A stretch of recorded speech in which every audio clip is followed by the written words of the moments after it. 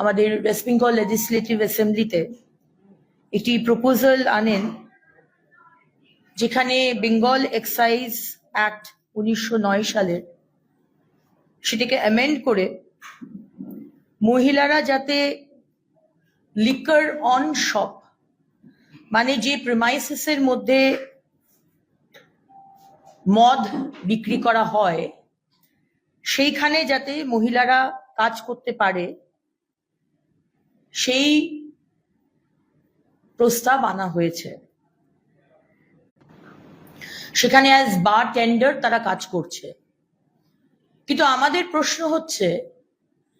যে পশ্চিমবঙ্গে মহিলারা বারে কাজ করবে, যে কাজের সময়টা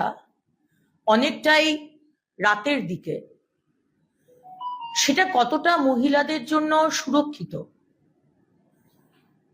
equality of work, equality of job, তার নাম করে মাননীয় মুখ্যমন্ত্রী আপনি মহিলাদের সশক্তিকরণের দিকে এগোচ্ছেন, এরকম একটা পিকচার আপনি দেবার চেষ্টা করছেন। কিন্তু কয়েকদিন আগে যখন আমাদের বোন আরজি করের ডক্টর অভয়াকে নৃশংসভাবে ধর্ষণ করে খুন করা হলো এবং আপনি এবং আপনার সরকার 5 দিনের মধ্যে সমস্ত তথ্য লোপাট করে দিলেন, এখনো অবধি আমরা বিচার পাইনি, এখনো অবধি জাস্টিস ফর আরজি কর এই সশক্তিকরণ এম্পাওয়ারমেন্ট নিয়ে কথা বলছেন, যেখানে এরকম একটি প্রফেশন,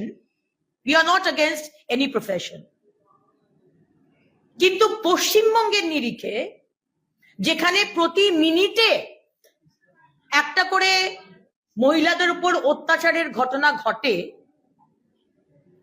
সেইখানে মহিলাদেরকে এই ধরনের প্রফেশনে ঠেলে দেওয়া,